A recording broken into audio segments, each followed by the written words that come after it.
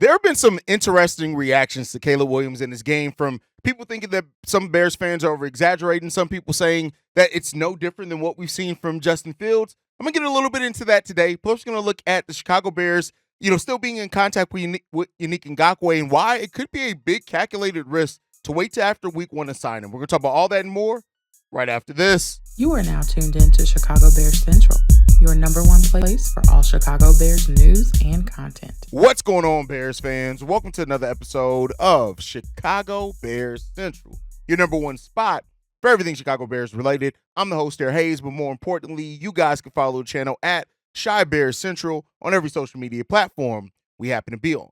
With that being said, let's go ahead and get into this content for today. And I want to start off with this, right? Is that there are so many people talking about Caleb Williams' performance in the Chicago Bears last preseason game. And while it was an up and down performance, me and Bobby and me and C-Dub, we all talked about how, it started off very rocky for that team. But then Caleb Williams came alive, and that the offensive unit in general came alive, and we saw a much better drive in that last couple of drives by the starters. And then, of course, Tyson Bagent came in, and the offense looked really good, and we finished out that game strong. But you've now seen some, counteractions or reactions to Caleb Williams. And it goes so far, even, on this channel and things like that, people saying, well, what is Caleb doing that Justin didn't do? Now, I have steered very far from even getting into the Justin Fields, Caleb Williams comparison, because to me, you don't have to talk about Justin Fields to talk about what Caleb Williams does well and vice versa. And at some point, you got to move on. And keep in mind, I was the guy who I was at the point in time saying that I would have loved to see the Bears keep Justin Fields and see how he looked with a team like this around him. But ultimately, the team made their decision. They moved on. Caleb Williams is the Chicago Bears quarterback. And since that decision has been made, I've been focused on Caleb Williams as the Chicago Bears quarterback. Now, we've gotten some calls and voicemails. You got some other Bears content creators that still like to bring up Justin Fields and things like that. But ultimately, when it comes down to it for me, is that what Caleb Williams has done, and for people who are asking, like, what is Caleb doing that's different than Justin Fields? And to that, I got to say this. You guys got to understand how to process the game of football a little bit better than surface level. Yes, Caleb Williams has extended the pocket with his legs. He's made some plays with his legs. But if you really think that it's that the way that Caleb Williams has gone into these games and processed through these games is the exact same, I really, to be honest with you, I'm not going to entertain the conversation. I haven't entertained the conversation in the comment section for real, and I really won't, because you got to look at things outside of it. Now, the level of success that Caleb Williams has, we can't talk about that until we see him at the NFL level. But to say that it's the exact same, to me, it's just wrong. Caleb Williams uses his legs to extend the play to make plays downfield. His arm strength is already, considerably, we've seen that it's better on top. And that's not to say Justin Fields has a weak arm, but Caleb Williams' arm strength has been on display on top of when you understand how Caleb Williams is processing that defense. It's not just going down to check downs. It's not just, those type of things. Caleb Williams is absolutely processing and going through his reads and progressions at a much quicker level. And again, I don't even like to do this. I really don't. I would have loved to turn this episode over to C-Dub or somebody like that, because ultimately when it comes down to it, and one thing, not to sound elitist or anything like that, is that people who are willfully ignorant, you just can't have conversations with those people. And that's what it comes down to. And that's something that I've had to personally learn being in this job, right? Is that you can't, like, certain people, they just want to argue. And certain people, regardless of what data, regardless of what you can point out, regardless of watching tape, if they even do any of that, they just are going to live and thrive off making dumbass comparisons and saying dumbass shit that's going to get them kind of the most reaction out of people. And it's really silly, right? And that's the unfortunate part about doing anything publicly, doing anything creative, is sometimes people are just fucking idiots. And that's just is what it is.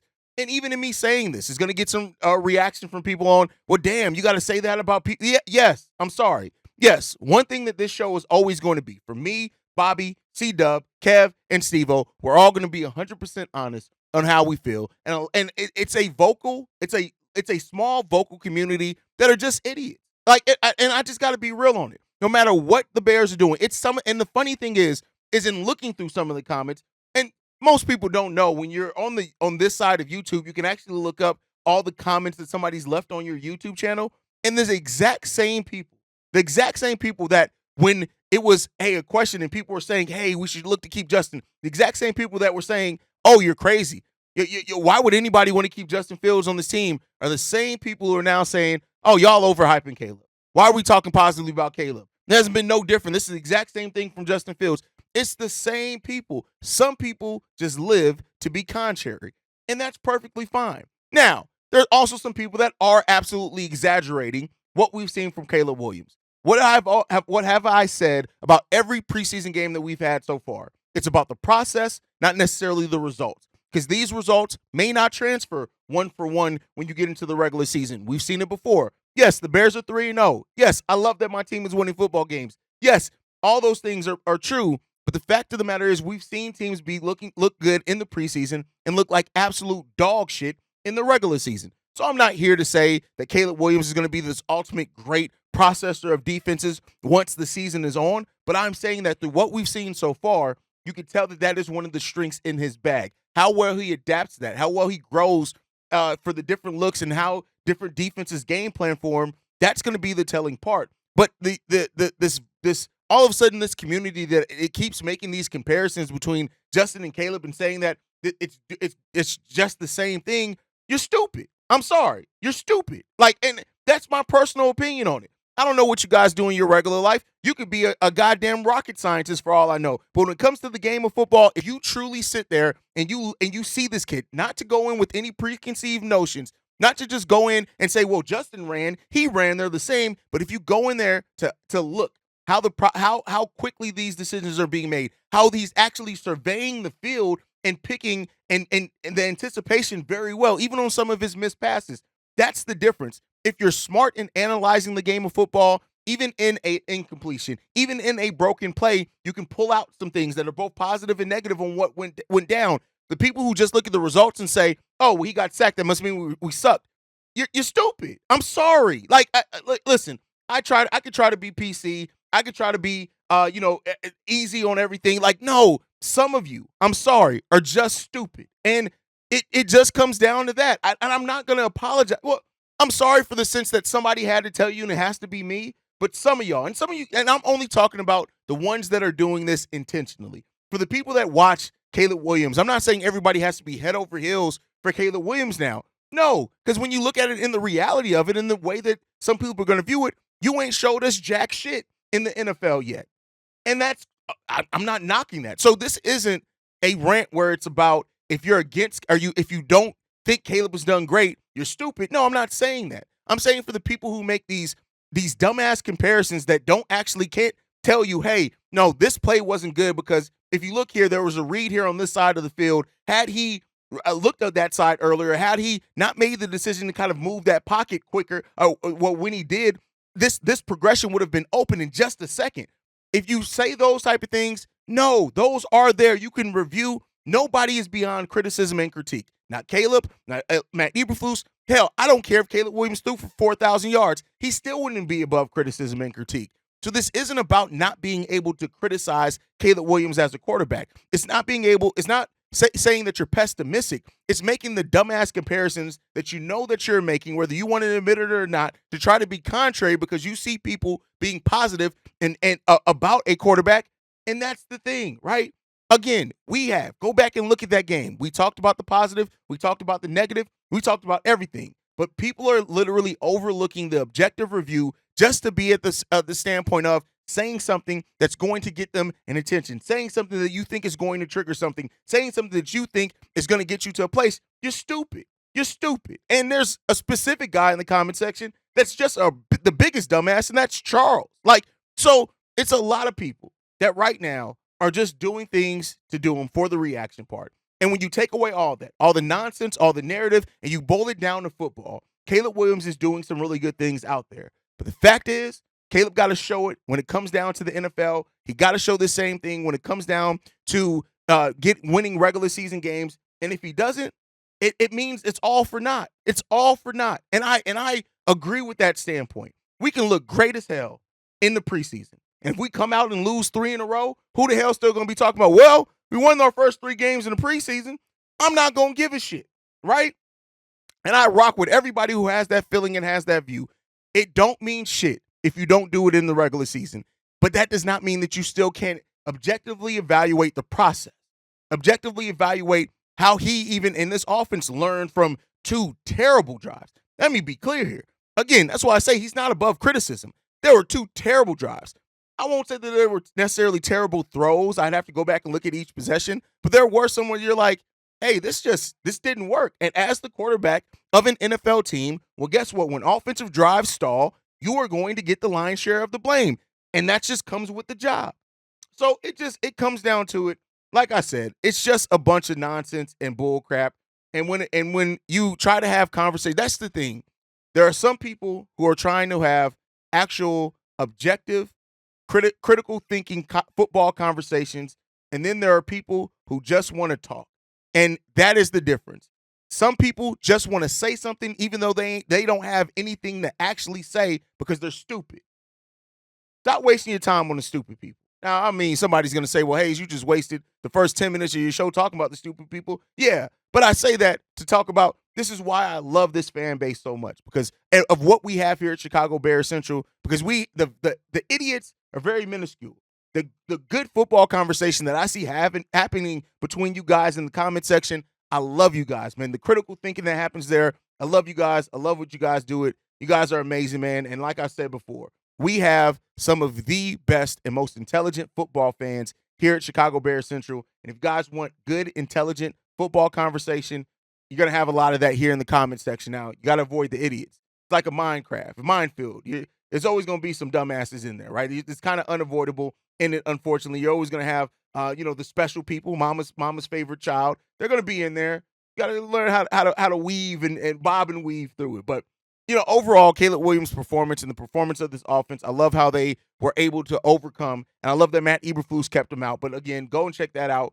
Overall, though, Caleb did have a really impressive play. The throw to Rome Odunze, of course, the run, the craftiness that he showed, all that. And let's see what he's going to bring in the NFL level. Let's see. Now, one thing to move on from that, we got yesterday from Albert Breer that the Bears have still been in talks with Yannick Ngauke's people. That should not be surprising at all. Now, there is a rising talk that Ryan Poles does feel very confident about the talent that we have here at the defensive end position, and that the growth in what we have in-house has been stronger than what it ever has been before. And when you look at Daniel Hardy and Austin Booker and how they've been standing up, Austin Booker has 2.5 sacks, 2 tackles for a loss so far. Daniel Hardy has 3.5 sacks, 5 tackles for a loss. You can understand why this front office has that confidence. Now, Yannick Ngauke may not be somebody, and that may be why he may not come here, is that he may not start right away, right? And we'll talk about, some first stringers that could lose their positions because DeMarcus Walker is on that list. But if the Bears do want to bring in Yannick Ngauke, they could very well wait till after week 1. The reason why, there is a clause in the NFL CBA, I guess is what you're going to call it, is that if you sign a veteran after week 1, it's a non-guaranteed deal. So if the Bears were to wait till after week 1 to keep evaluating and see what Daniel Hardy, what Austin Booker, what Walker, maybe even Dominique Robinson, Jacob Martin, what these guys bring at that defensive edge position through the first game. And then if that doesn't happen and Yannick still hasn't found a home, maybe then they look to bring on Yannick as a veteran option. But Yannick isn't going to come right into being a starter, I don't think, unless it's terrible.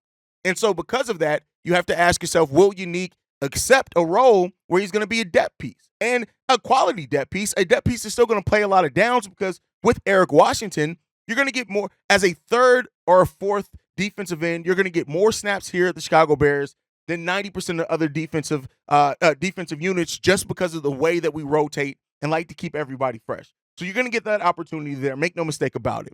But I think hearing that the Bears are still in contact with Yannick just means that it's like a break glass in case of emergency. That the Bears are going to go through the next preseason game, which is only in 3 days, or maybe even go through week 1 of the NFL season and take a look at all the data that they have there with 4 preseason games, 1 regular season game, and say, how confident are we in everybody on this defensive line other than Montez Sweat? And that doesn't just come down to the defensive ends either. If Javon Dexter, Zach Pickens, if these guys are bringing that pressure from the interior defensive line, it makes the job easier on who's ever on that opposite side of Montez Sweat as well. So there's a lot of ifs. It's a lot of things up in air right now, but I just wanted to highlight that is a possibility and point out that clause is one that I don't think a lot of people, I didn't know about until I read it either. I had no idea about that. That veteran contracts, that they no longer become guaranteed after the first week. So if you sign a veteran to a vet deal, you do not have to guarantee their money. You don't have to guarantee it, and that's that flexibility that Ryan Poles likes to have. And once I read that clause was there, to me, that just goes again to Ryan Poles is going to maintain every bit of the flexibility that he can during the season, prior to the season, everything. So, Yannick Ngauke's season wasn't amazing here with the Bears. Now, the defensive line overall before Montez Sweat got here was disappointing, and I would have loved to see Yannick get more opportunity with Montez Sweat. But at the end of the day, if the Bears do look for a veteran presence, kind of as things keep going along after failing for the Matthew Judon trade, I think more signs point to that if they do go after a veteran, it's probably going to be Yannick Ngauke, and it's probably going to be because of those reasons that I laid out. Not having to guarantee the deal and being familiar with your system, all those type of things play into that. But you guys can let me know what you think down below. All right, with that said, let's get into the last topic for today before we get, because we didn't do the mailbag on Sunday or on Saturday because of the game. But we'll get into some mailbag questions after this. But the thing is there's two right now starters that are on position watch. They may lose their jobs. The first one is Nate Davis, and mainly because of Nate Davis. The Bears have only given up one sack so far in preseason. You know who gave up that sack? Was Nate Davis. Now, Nate Davis, who only went through his first week of practice, there are those things there that you can look at, and we'll see what happens. But the fact that he gave up a sack to a rookie in Chris Jenkins, who hit him with a spin move, and he has to get his timing and things back there. So I want to be clear there. But Nate Davis did lose him, and we got a sack because of it. So with Nate Davis and the performance that we've already seen from this offensive line at times, I do think that he could potentially lose that starting job if he's not locked in. Now, Chris Morgan has already said, that's our offensive line coach, that he wants to look at Matt Pryor again at that right guard position. And so because of that, you're probably going to look at that a lot in that last preseason game. And not to say that it's necessarily a permanent demotion for Nate Davis, but it could be one to say, hey, Nate, until you kind of get back all the way up, you're back into speed, things like that, we're going to go with Matt Pryor at this position. But per Matt Eberflus's words before, if you do lose that, even if it is for a limited time as you're ramping back up and Matt Pryor is bringing it, you may not get that position back. And so that's something, of course, to overlook. But I think that, Chris Morgan specifically saying that he wants to see more of Matt Pryor before making the decision, that tells me the decision's not made. And because that decision's not made, it's always an opportunity to lose that position. Now, the next one is DeMarcus Walker. And when you look at it, DeMarcus Walker last season, 30 tackles, 9 tackles for a loss, 6 QB hits, and 3.5 sacks. Not bad numbers at all, right? Not terrible. But then when you look at what we've seen Austin Booker bring, and Daniel Hardy for that matter, and the fact that part of what makes DeMarcus Walker special is his ability to line up in multiple positions on that defensive line, that could get interesting. Now, I do think there's a chance for Austin Booker to win the starting edge position. I'm not saying that it's a foregone conclusion. He's still a little bit undersized at 6'4", 244. And we have seen DeMarcus Walker with the Texans and with the Titans have 6 sacks, almost 7 sacks before. So there's something to be said there. But Walker has never had the type of season to where you have to limit the potential of your players because of what DeMarcus Walker brings. So I think that right now, Booker has definitely a chance to win that position, probably more than what we initially thought coming into this season. But I want to know from you guys, when you look at Nate Davis, when you look at DeMarcus Walker, do you see either of these guys losing their starting position by the start of the regular season? Let me know that down below. But with that said, let's go ahead and get into the voicemails for today. This one's from Garrett. Yeah, how y'all fellas doing? I just have a question for y'all and the fans about Luke Getsy. I just was wondering, how do we know that Luke Getsy failures wasn't tied to Justin Fields' limitations at quarterback? Like, if you think about it, we got a rookie quarterback that can process and read defenses already faster than the quarterback that's in year 4. You know what I'm saying? And I'm just wondering, how do we know that Luke Getsy wasn't calling plays based off the limitations of Justin Fields' passing game? That's just what I was wondering. It always seemed like he called more design runs. It always seemed like he was trying to build the offense around what Justin Fields can do. So how do we know that the screen calls wasn't based off what Justin Fields' limitations was as a quarterback? Yeah, that's all I have to ask. All right. So here's the thing. You know that it wasn't just like it's a combination of both. I want to be clear there. But Luke Getsy, look at what he's even doing now with his new team. It's wasn't just the fact of limiting the playbook, it's the stagnation. You can have a limited playbook because you're playing to the limitations of your team, but that doesn't mean you have a completely stacked. When defenses say that they figured you out on week 1, that's an offensive coordinator thing. So no, Luke Getsy doesn't get this buffer for me saying that he was such a bad offensive coordinator just because of Justin Fields, because even outside of that, the run game, stagnant. We got through it through talent, right? And that was the thing that pushed us through, but we had a really good run blocking offensive line. But the route trees, bad. Those things were bad. Luke Getsy is not a good offensive coordinator. And I hope that he has success somewhere. Maybe he can go and learn and grow from it. But no, I can't give and say that Luke Getsy's failures were just because of Justin Fields, because they weren't. Because as an offensive coordinator, your job, and one thing that we're seeing with Shane Waldron is how earlier plays set up plays later in your drive. We didn't see that. We didn't see that with Luke Getsy. We didn't see that at all. We had talented weapons. We used them very stagnantly. So I'm sorry, I can't say that was the case. Yeah, he had some good opening drives, right? Those scripted drives. But anything outside of that was questionable for Getsy's whole run here. Personally, that's my personal opinion. Let's get into this next one. This one's from Marifa Asa. Bobby, C-Dub, hey, them Cognac boys. What's happening, fellas? It's your man, Marifa Asa, black yet again, man. Listen, man, last week, man, I got outside my character, man, and I allowed some damn corny cronies to influence my goddamn Bears viewership. And I looked at the game, man, and I said, God damn, I should have just waited till I seen the game, man, before I called in. But shit, I saw Caleb Williams, man, and I'm a grown-ass man. And I can admit when I'm wrong, okay? And I'm gonna admit right now, I love Justin. Don't get me wrong. Justin was my man and still my man. I hope he do good. But they fucked Justin over in Chicago. But I'm going to tell you right now, Caleb Williams is the truth, man. He the truth. Now, I watched that game. I know it's goddamn preseason. I know. You ain't got to be excited on preseason games. It's only one goddamn series. I get it. But look, he did some shit in that game, man, that I noticed, just Buffalo, that he was looking off the goddamn safeties. He was going through his progressions, and he was throwing with anticipation, throwing his man open, and he was staying in the pocket, getting the ball out quick. I said, God damn, and this only day one. Day motherfucking one. That boy, look it, he only gonna get better. He only gonna get better.